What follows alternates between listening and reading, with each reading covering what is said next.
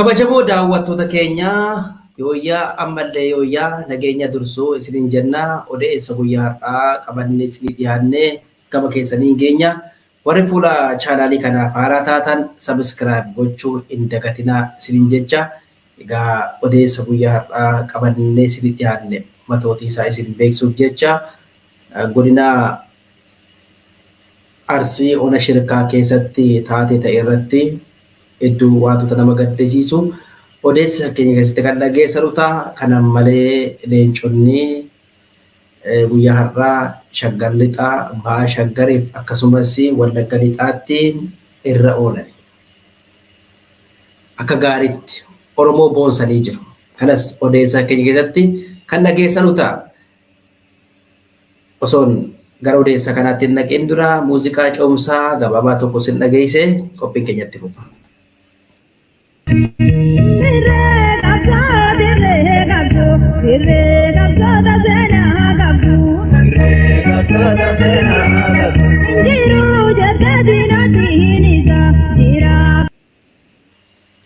Walitti deebinee kabajamoo daawwattoota keenyaa egaa maanguddoon Oromoo hayyuun Oromoo tokko guyyaa har'aa kan isin suuraa irratti argitan kun godina Arsii ona shirkaa keessatti sadaasa 27 bara 2023 ollaa kee keessaa bosona jiru bakka shaneen jiru geessi jedhanii waraana bilisiginnaa harkaan qabanii ergaa manaa fuudhanii adeemanii booda jalqaba manuma isaanii keessaa gadi baasanii itti naqanii harkaan bilbilii waamii shanee bosona jiranii qeetti galchi jedhanii annama waggaa 30-40 eegginurraa ba'an immoo waggaa 7 waggaa 6 eessatti argee bilbila isaaniitiin bilbilee yaama.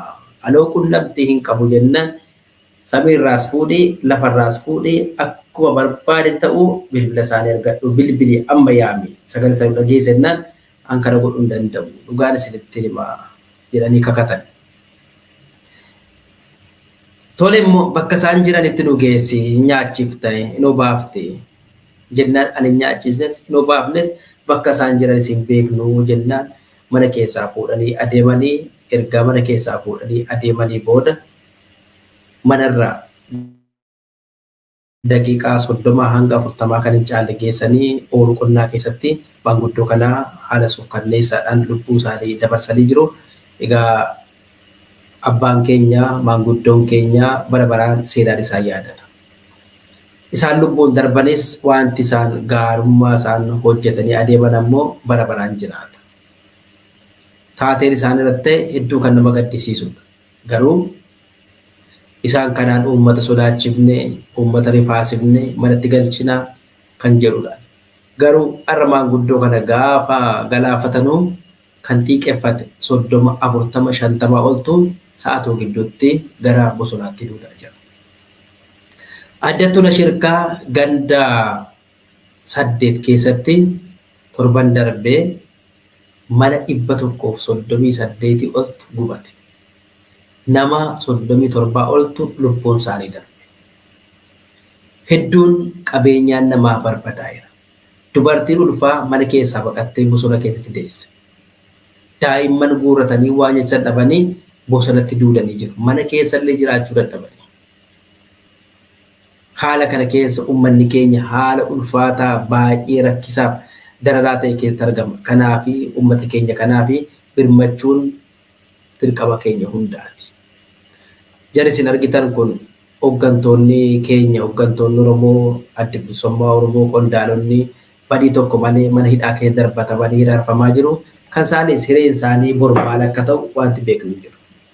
Hidhamuu malee galuun hin jiru. Maanguddoon kun mana keessa dhagaa qabanii adeeman. Hin beeku, qunnamtiin qabu, hariiroon qabu osoo isaan jedhanii fuudhanii adeemanii akkasitti galaafatan. Isaan bara baraan seenaan yaadatti. Warra ajjeese garuu gaaf tokko seera dhiyaatu. Gaaf tokko gatii waan godhan kana meeshaadhuma ittiin gurguraniin deebisanii bitachuun isaanii nafu. Gatii guddaa nama kafalchiisuun isaa hin hafu. Kanumaan gara odeessan guyyaa har'aa qabadhee sii dhufettan darbaa leencichi warri mataa guduruu warri mataa daabee har'as akka gaariitti injifannoo guddaa galmeessanii jiru. Sadaasa 29 Wallagga Lixaa aanaa Ayiraa bulchiinsa magaalaa Boonda'oo keessatti.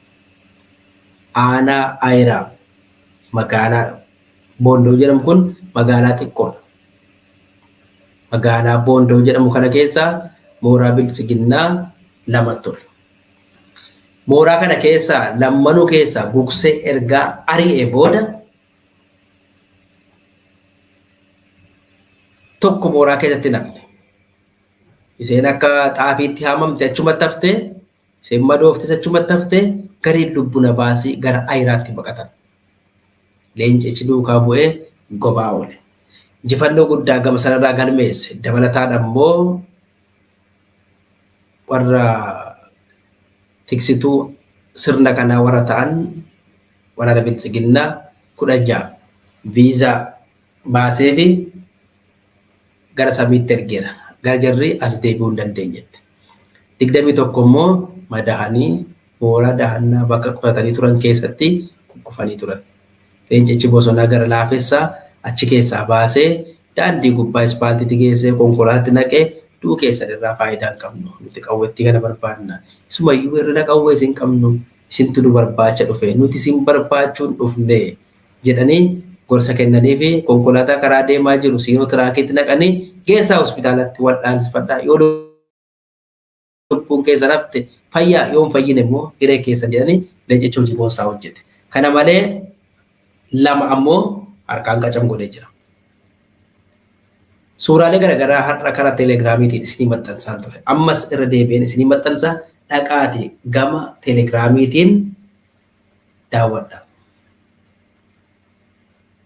Gama teelegiraamiitiin. Egaa injifannoo gurguddaa. Gama biraatiin ammoo dabalataan galgala kana odeessaa ammaa ergin istiidiyoo seenaa qaqqabeen ammoo qawwee AKM 8 rasaasa bireenii 800 qawwee rasaasni bireenii tasuma argamu. Qaaliidha baay'ee. Tokkoon isaa qarshii 600 Itoophiyaatiin argamu.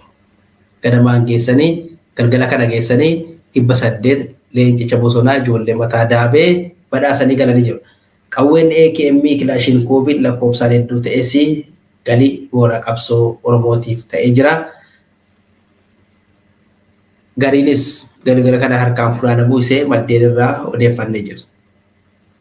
Gama biraatiin kan nama kofalchiisu immoo Raasaa Fantaalleeti. Karrayyuutti gosa warra Ituu irraa 150 kan ta'an waraanni Shanee jedhan. Warri isin suuraa irratti argitan kun waraanni Shanee kanaan booda nuti karaa nagaadhaan qabsaa'uu barbaanne jedhanii dhufanii harka kennatanii galanii.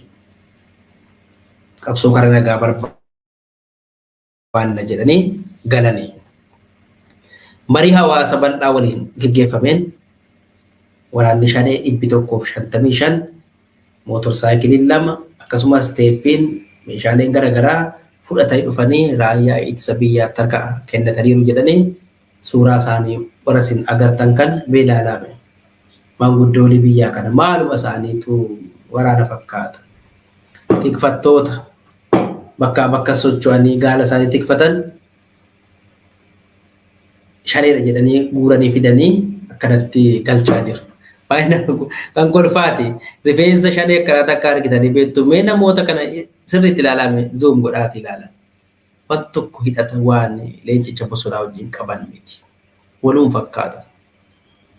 Kanaafi wanti gama sanatti ta'aa jiru hedduu kan nama dhiibudha.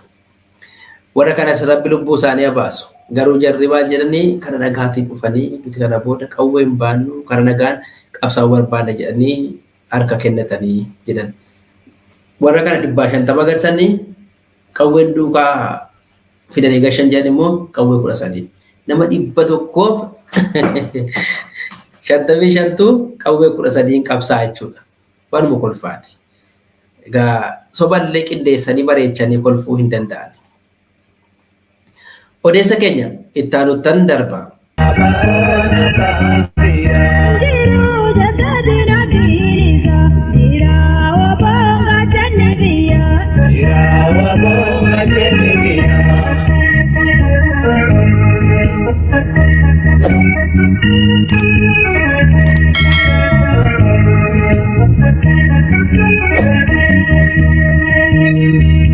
Awede botu sabdi wa kutatu Rakobi hachucha kapso sani batu Kapso sadam sura Odeessi keenya ammallee itti fufee jira. Egaa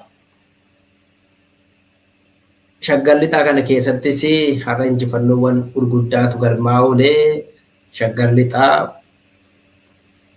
dhaloota birgeediin dhaloota Taaddasaa Birruu injifannoo guddaa galmeessu maddeen keenya gama sanarra odeeffanneetu jirra. Haaluma kanaaniin birgeediin dhaloota Taaddasaa Birruu ona Adaa Bargaa keessatti injifannoo gurguddaa galmeessu haaluma wal fakkaatuun Cibraan Riisaa Laga Mogor Jalduu Osoleetti tarkaanfii ilaalessaa waraana bilisiginaa irratti fudhachuu maddeen keenya gama sanarraa nutti himanii jiru. Tarkaanfii fudhatame kanaanii meeshaalee hedduutu dugda nyaaphaa irraa hiikama. Qawween, ekeemmiin, kilaashinkoobiin, rasaasii moortaaraa hedduutu guurame. Karaa teelegiraamiitiin guyyaa har'aa isinii maxxansin jira. Waliin agarre dhaqaa daawwadhaa. Ammas dabalataan isinii maxxansina injifannoowwan gurguddaa gabbataasaa dhaqaachi ilaalaa suuraa irraa hiikaa oolan leencichi. Gama biraatiin ammoo leencichi lixa Shaggar keessa socho'u dabalataanii Cibraan Jaagamaa Badhaanee lola barii har'a ganamaa gaggeessanii injifannoo guddaa galmeessee jira. Cibraan Jaagamaa Badhaanee opereeshinii yookaan sakattaa gaggeessan qabu. Waraana bilisiginnaatu ganama barii isaarraa jalqabdee sakattaa jettee bobbaate shanee adamsina jettee bobbaate inni immoo kottaa nuti iyyuu sin beeknaa akka gaariitti sin kunuunsina jedhee injifannoo guddaa irratti galmeessuun meeshaalee hedduu irraa hiikkatee jira. Dabalataan ammoo birgeediin Odaa Kaarraa barii barraaqaa jalqabee gobaa oole. Yawaa koyyams milkees jechuu qofa. Bakki isaa Shaggar Lixaa aanaa Daannoo ganda Karrasaa jedhamutti itti dhukaasaa turan. Akka odeessa galgala kana argannetti waraanni bilisiginnaa lakkoofsaan hedduu taate. Aanaa Daannoo ganda Karrasaa keessatti uummata dararaa turte waan herreega isaanii waan bareeddu waan barnoota isaaniif ta'u fudhatanii ofirra deebi'anii jiru. Injifannoo gurguddaa leencicha irratti galmeesse. Gara fuulduraattis injifannoon kun itti fufaa gama qawweetiin hedduutu irraa guurame addatti inni Jalduu Osoleetti irraa guurame kun waa biraati. Rasaasaa moortaaraa hin argamu. Dheengadda moortaaraa irraa hiikan. Har'a immoo rasaasa moortaaraa irraa hiikan. Fidanii walitti guutaniif kanaafi qabsoon itti fufaa kan jiru dhaammanna odeessan guyyaa irraa qabadhee si dhiyaadhee gabaabumatti asirratti goolabeen jira. Hanga istiidiyoo qaqqajeelfannee tolfannutti sagaleedhumaan haaluma kanaan qophii keenya isin biraan geenyaa nu faana turaa isiniin jenna. Warri dhageessan kan dhageessaa sheer waliif godhaa, laayik godhaa, waliif qoodaa fuula miidiyaa hawaasummaa irratti warri nu hordoftanuufis namoota miidiyaa keenya kana biraan geenyeen qaqqabsiisaa isiniin jenna.